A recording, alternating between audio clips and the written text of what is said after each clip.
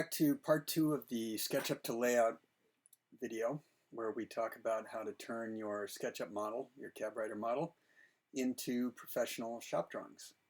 So in part 1, we just sort of took an overview of the structure of SketchUp and Layout and how they work together and some of the tools and the things that you can do within the Layout application. Now we're going to step back and get into the nitty-gritty a little bit more and talk about how to create new scenes within SketchUp and bring them in and actually do the dimensioning and hatching and all that good stuff. So we're going to go back into our SketchUp model that we've been using, and I have this little rectangle out in space from the last video that I'm going to get rid of. And what I want to do is, I don't have in this particular file, I don't have a section or an elevation of the sink wall over here. So I want to create that. And we do have other videos on this, but I think it's appropriate to just review that here so that we understand how to do it. And we'll get into a little bit more detail of how to modify it later, how to modify a scene. So these are all scenes within SketchUp speak. What all that means is we're creating a scene. So in this case, this is the elevation for the pull-out wall. We've got some 3D perspective scenes, and all that's doing is capturing the orbit that you had, the scale that you had, the way you were zoomed in, what things were turned on and off, what layers were on and off. All that is saved in a scene. So let's go and create a new scene. But first, what we're going to do is use the SketchUp sectioning tool down here in the corner, the section plane tool. When you click on that, you can see it's changing color, and right now it's in the green, the plane of the green axis, and the blue axis, and then if you play around with it long enough, you can get it to go to the red axis. I need it because I want to take a section of this entire wall here. I need it in the green axis. What I want to do is I'm going to hit the Shift key. Hitting the Shift key means now when I move it around, it's going to stay stuck in the green axis. What I'm going to do is I'm going to put it, I'm going to unzoom for a second and redo that. And I'm going to put it right here. And that's going to indicate where the section is going to occur. Now if I zoom out, look what happened to me. It turned on all the section planes that are already in the model. So you can see I've got quite a few of them. But it's highlighted the one that I just created in orange, so I can see which one's which here. I'm going to click on it now, which highlights it in blue and makes it the active one. And I've got these tools up here in the toolbar that also, let's see, I think you can find them in,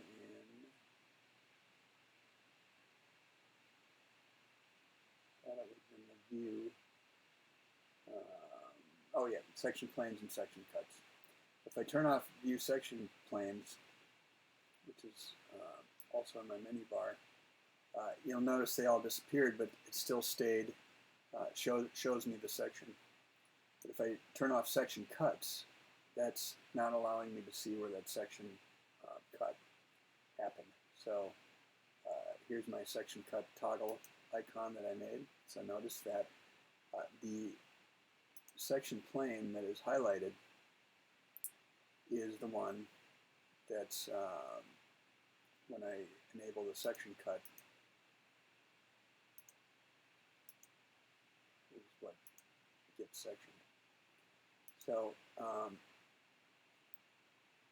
I need to see these for now, because what I'm going to do is use CabWriter's got a built-in tool for helping me create a scene and a proper section, and that is under Draw, CabWriter, Create Section from Section Plane.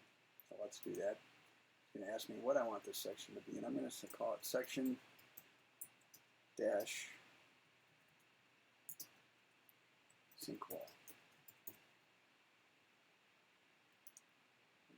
OK.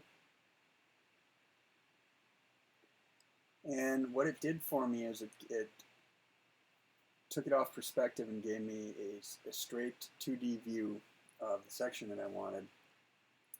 And it created, if I went way down here, down to the end, it created a section sync wall.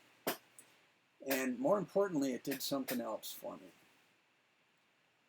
It created this other layer with some information on it called section sync wall, Z-section sync wall.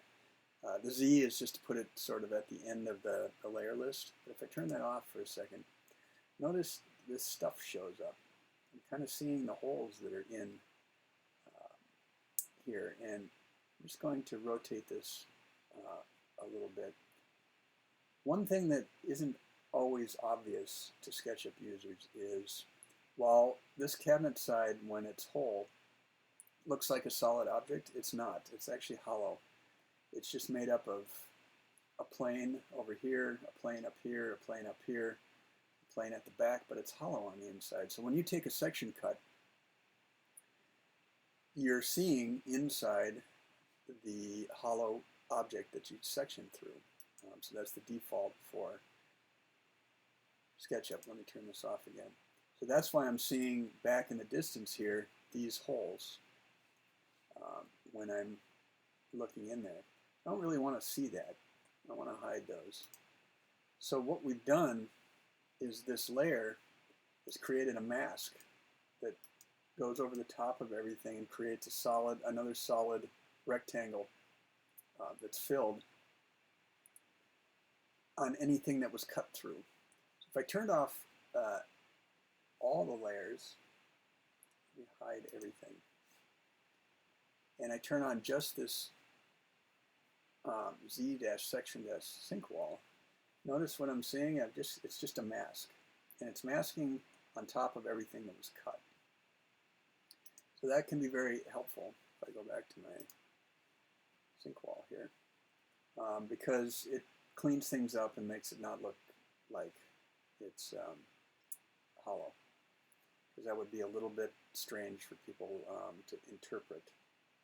So CabWriter does this automatically for us, and it turns that layer on as part of the scene. So that's cool. So now I have a section -sync wall to go along with all my other sections. And I'd also like to create a elevation of this wall.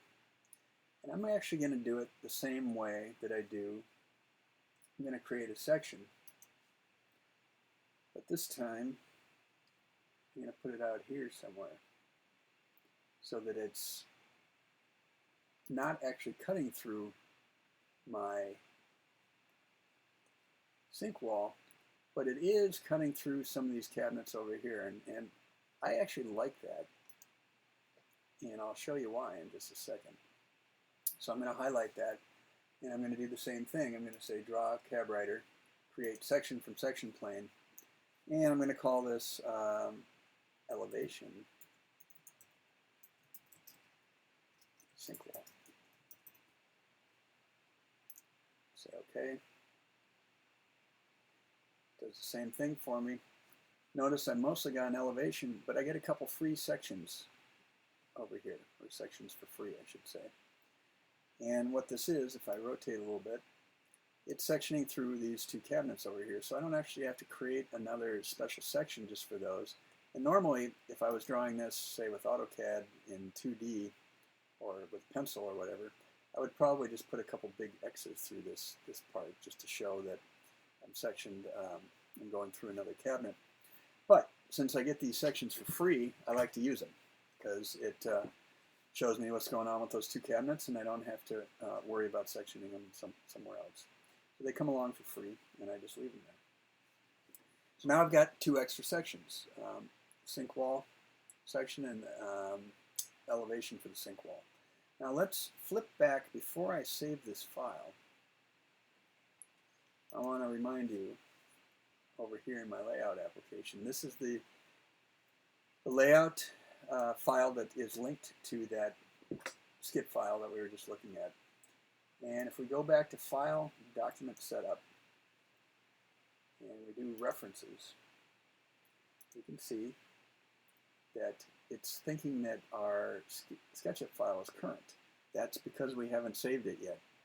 So if you ever are updating your reference, model reference, and it doesn't update, you might want to go back and remember to save the file. That's usually what catches me.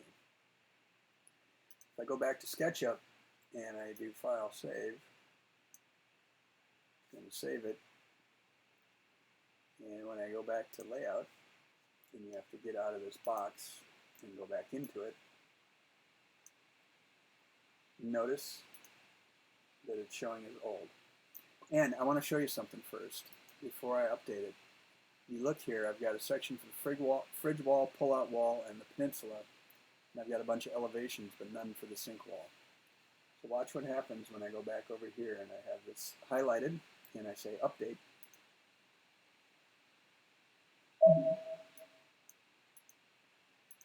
we go. So it's thinking. Over here you can see it thinking.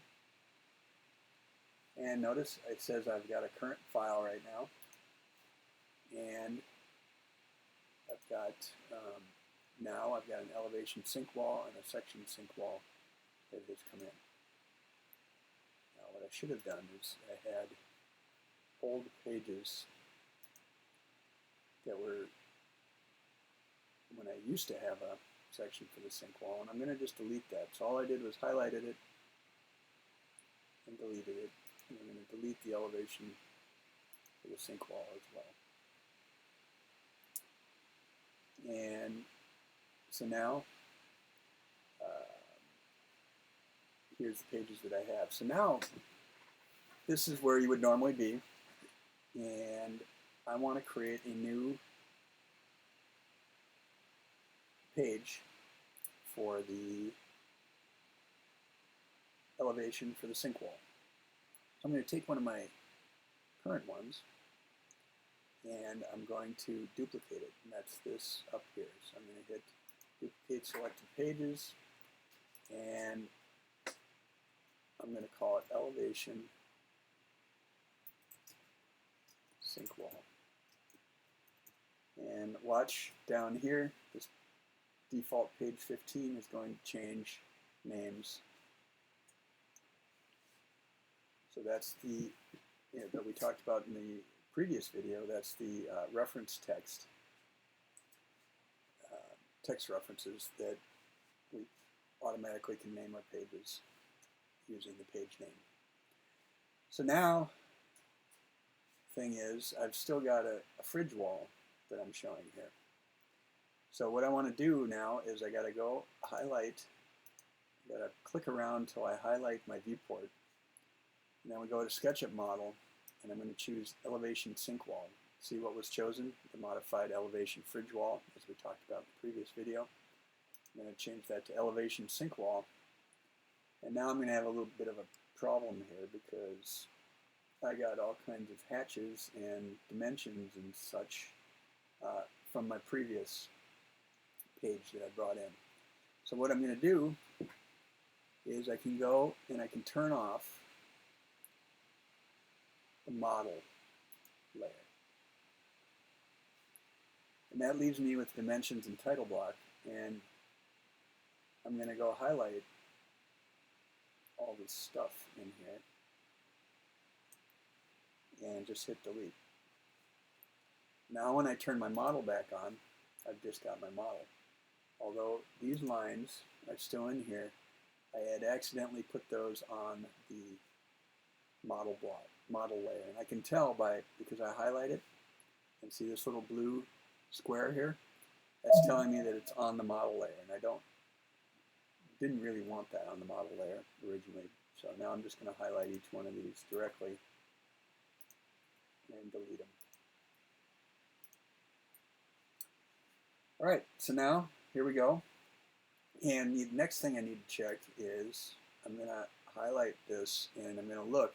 It brought it in at some scale, a fairly wacky scale. And I had 1 to 7 before, but you know, it fills the screen pretty good at 1.5 something, so maybe I just want to keep it at 1 to 5, something a little more sane than 1.592716. So I'm looking down here and I find 1 millimeter to 5 millimeter. I'm not in millimeters, but really it's just a 1 to 5 scale. I'm going to choose that, and it's thinking, it's re-rendering.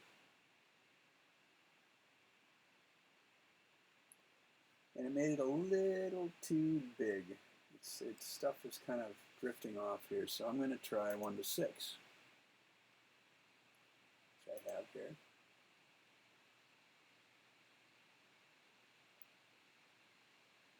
There we go. Preserve scale on resize is good. The other thing is this down here. I've got hybrid. There's different ways of rendering this, and let's try vector. It's not good for complex line styles, it says, for complex styles. It looks okay. Raster is another one. See how dark everything is? I don't like that. It looks a little blurry. Hybrid seems to be the best. Takes a little longer to render, but I've not noticed anything big with that. So it makes it a little light looking here, but when you print it, it actually looks just fine. If we look at styles, I'm using a line weight of 0.5, which works pretty well. Right?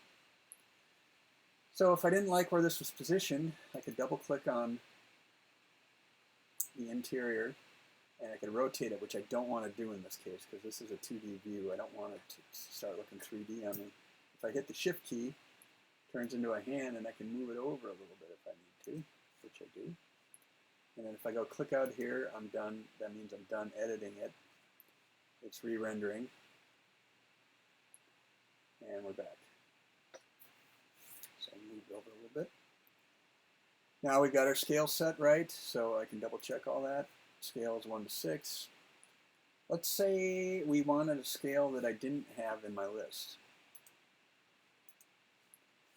What I can do is go under Layout, Preferences, and I can choose Scales, and I can add a scale. Let's say I wanted 1 inch on paper to equal, I don't know, 37 inches in the model. But add it, and now I'm going to have a 1 to 37 in here. I'm going to close that. If I went over here, somewhere in this list, I've got 1 to 37, which probably I'm not going to use, but that's in there. So we've got this one, and we can do the same for our section. So I could choose one of these and just duplicate it. Actually, this one might have multiple viewports on it. We've actually got a section detail, which I want to show you a little bit later. So I'm going to skip that one. Go back to this guy, which I think is got 1. Yep. Duplicate it. Change the name. Double click on it. Section dash sync wall. Changes the names down below here. Again, I highlight it and go to my models. I'm going to choose section sync wall. And I'll probably end up using the same scale. Go back to the 1 to 6 scale. Remember, all this has to be done with the viewport selected. Preserve scale on resize. I'm still hybrid. Again, I'm going to turn the model layer off. I'm going to select everything. Now,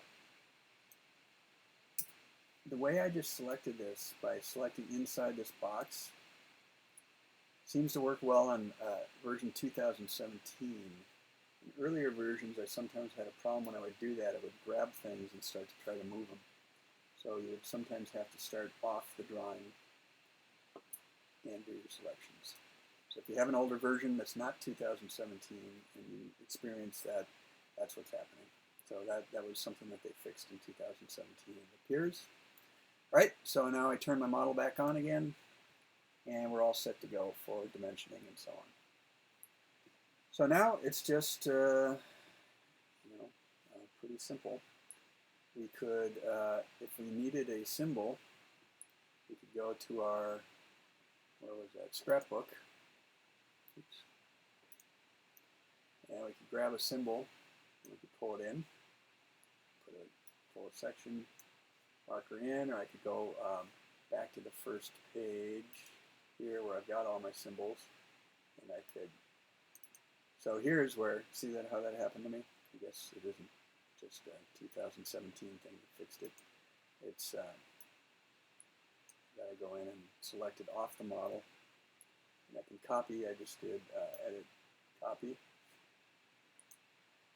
and I can bring that over to my section sync wall page if I needed it here for any reason, and I can put it in. So I can do all kinds of stuff here. I can put a note in. I can say, I can have a note here that says, remember, this is a butt joint. And if I needed to make that bigger, I could go to text, make bigger, after I highlighted it, make bigger. On the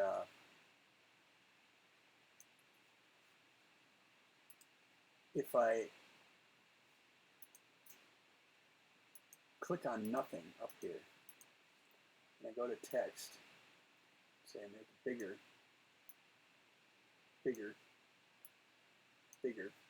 Now every time I draw text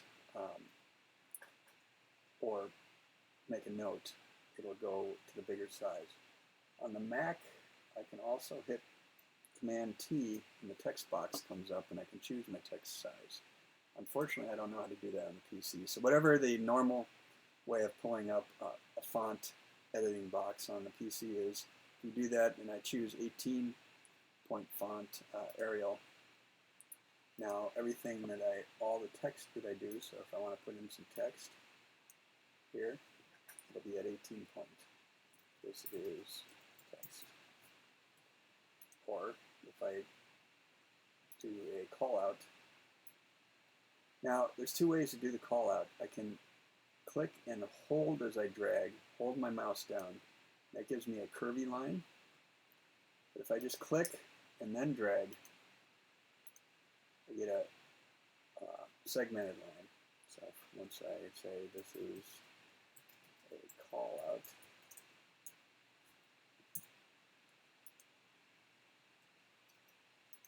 so I can do that again. Click, drag.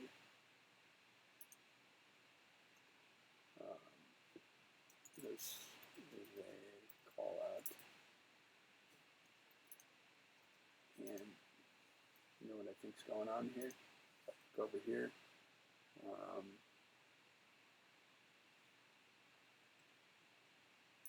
doing this wrong. Hold on.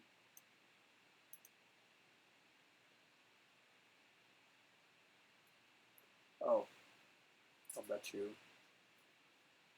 I've got a layer thing going on. Let me look at my layers.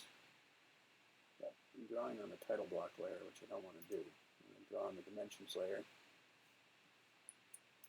So notice when I choose this, it's showing that that's on the title block layer. So I want to draw on the dimensions layer. Let me do this call out again.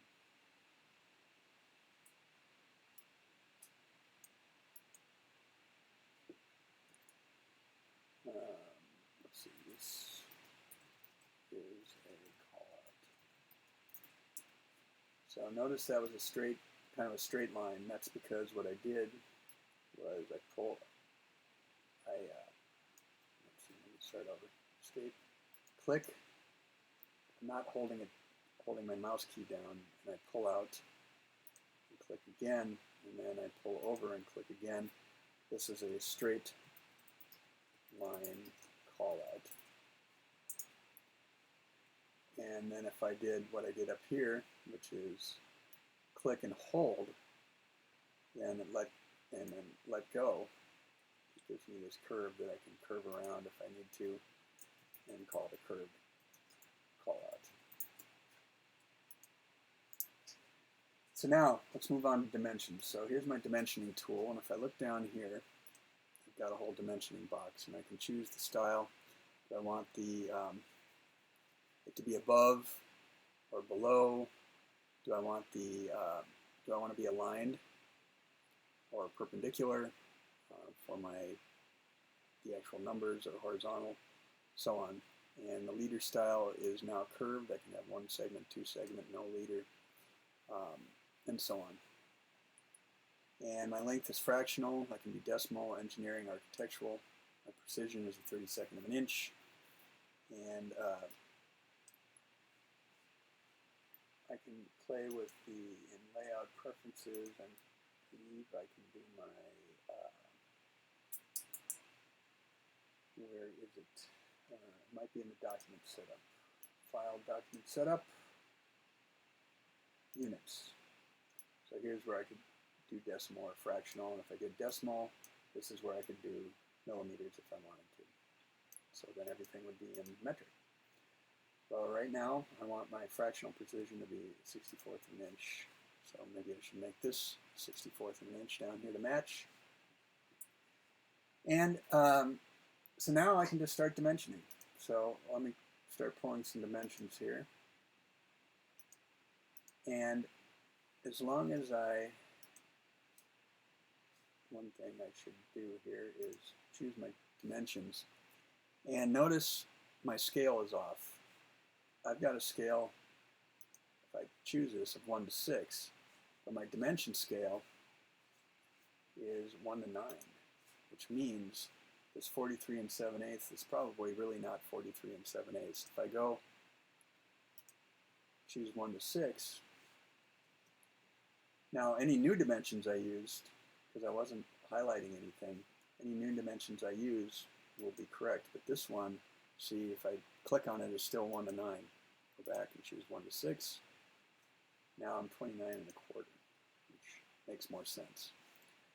You can also do Autoscale, which means it'll try to detect what scale you're doing and do things correctly. However, I've had a little bit of trouble with that in the past, so I like to just choose the scale that I need, and I'm good to go. Now I can pick another point here, and I can go, and just like with a lot of programs, if I go over and I hit the previous one there, it will line things up. So pretty straightforward. Dimensions, a lot like most CAD programs, but what's cool is it knows the dimensions because it pulled in the SketchUp model. So it knows what the proper dimension is as long as you have the scale set. So it'll put the right numbers in. It's worth double checking back, making sure that it's doing what you think it's doing, but for the most part, good to go here. So I can dimension this guy here. You can also, so when I hit the spacebar or escape, it gives me back my pointer again, and I'm out of dimensioning mode. One thing you can do is notice if what's a good example here? If I dimension this, pull it all the way over here, I've got dimension lines crossing, which I don't always like. So I can hit undo, and if I pick this point and hover, and then drag it over, and then if I go pick this point, hover for a second, drag it over, and then pull it, now I've got my leader lines not crossing anything, which is a little neater. So a lot of this is very, very similar to a lot of CAD programs in terms of dimensioning. So you can go on and do this to all your different scenes. What I did, just going back here real quick, is all I did was use the circle or oval tool to draw an oval here, and I put a fill in it. So if I did this, get an ellipse like that. You select that shape. Now you can go, we talked a little bit about this in the last video, to shape style. And I can say whether I want to fill or not a fill.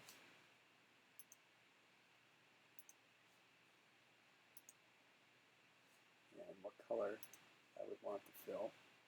But I have a pattern in there right now. So pattern overrode the fill. So if I pick this again and do a fill color, you know, I could have orange in there if I wanted, but I don't. I just want white. And I'm going to do a pattern. I can choose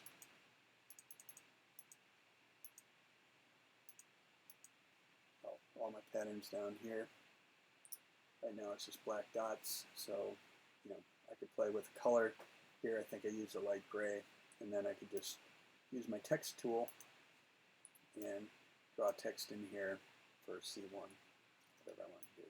So you can make your own. You make your own symbols, however you want to do it. You can pull symbols out of their library.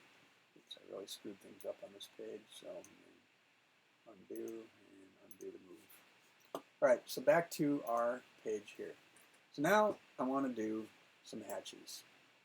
Again, in the future, we hope to have automatic hatching come straight from SketchUp, but right now we don't. So what I've done is I've got a hatch legend, and so for pre-finished maple ply, I'm using this hatch. And to make it a little easier for myself, in my template, I just leave the description of what I use. So it happens to be, these are some default ones in Layout.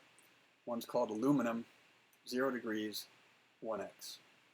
So that's how I know for pre-finished maple ply what to choose. So what I do now is, I'm going to draw a shape. So I'm going to choose my rectangle tool, because this happens to be a rectangle. In my shape style, I don't want to fill, but what I do want is a pattern. And notice pattern's highlighted. My stroke is as small as I can get it. No, not quite as small as I can get it, but 0.4 seems to match pretty well what the model is. So I'm going to leave that as a solid stroke at 0.4 points. And aluminum is what I'm looking for. So I've got in document patterns. You can go to all patterns, choose the ones that you like. And once you choose them and use them once, they'll show up in your in document patterns. So they have geometric tiles and site patterns, all kinds of things. And so you can choose what you like. I happen to find ones that seem to work well for me and are somewhat distinctive. So aluminum, rotation, I found that 0 degrees worked well for this particular pattern, but you can rotate it 45 degrees, 90 degrees, whatever suits you.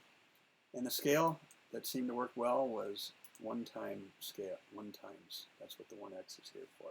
So now I can just go start drawing squares on top of, it's basically putting a mask or another shape over the top of your shape with the fill that you want.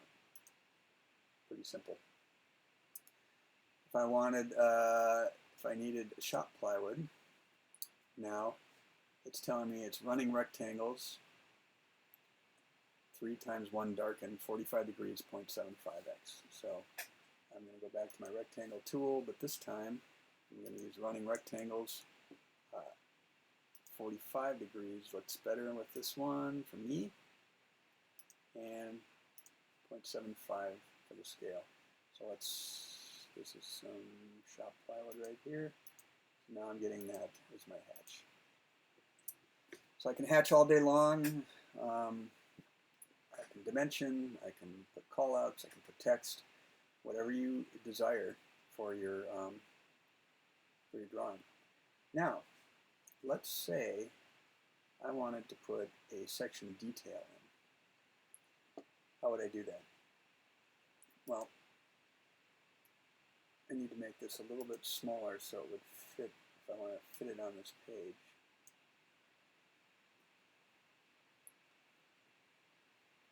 And I'm not going to rearrange all this. I just want to kind of show you the concept. So these would obviously have to move and so on. But what I can do is I can, since it's already showing something that I want, let's say I want to see this little part right here. I'm going to go up to Edit. I've highlighted the viewport, Edit, Duplicate. Now I've got this other one up here, and I'm going to make it a lot smaller.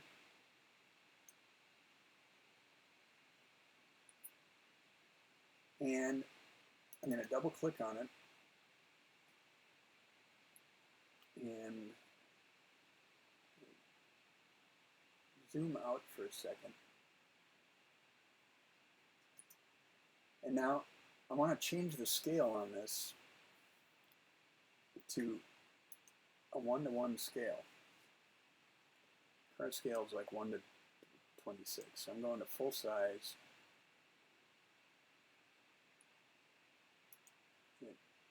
Sorry, it turned on preserve scale and resize for me, which I want. So now, look, I'm seeing something there, but I don't know what.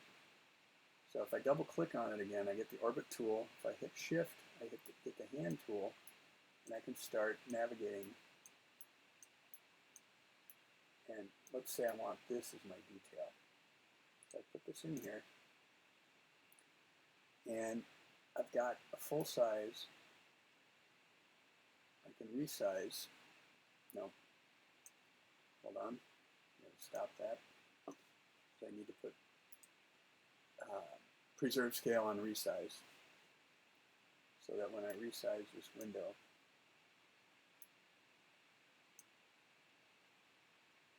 it just gives me what I want. So now I hit the space bar to get out of that, and I can move this little guy right here. So now when this prints, this will print as a full scale detail. I could grab this whole thing here and move it up, or duplicate it. I'm hitting Command D on the Mac. I can go up to the menu and do it. I got to go around until I find that move symbol. I can put it up here, and I can call this section. I can change this and just call it section detail 1 or something like that. And I can put a scale of full size on there.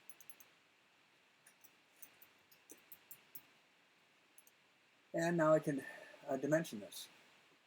So, but notice my dimension is still at 1:6. So let's try Autoscale and see if I get, and it did. It picked it up. I know that's 1.5 inches wide. This is 3/4. So I can go on and dimension it. So that's how I can create section details. So I can have as many of these viewports on a page. They could be 3D. They could be like I have on my cover page. They can be small 1:1 scale. It can be a half scale. You can zoom in on a part. So it's very flexible, and it allows you to create professional shop drawings. So that kind of covers most of what you need to know to start creating your shop drawings. In the third part of this, I'm going to go over how you start a fresh file and get things linked up. So hope that this was helpful, and we'll see you in the third part.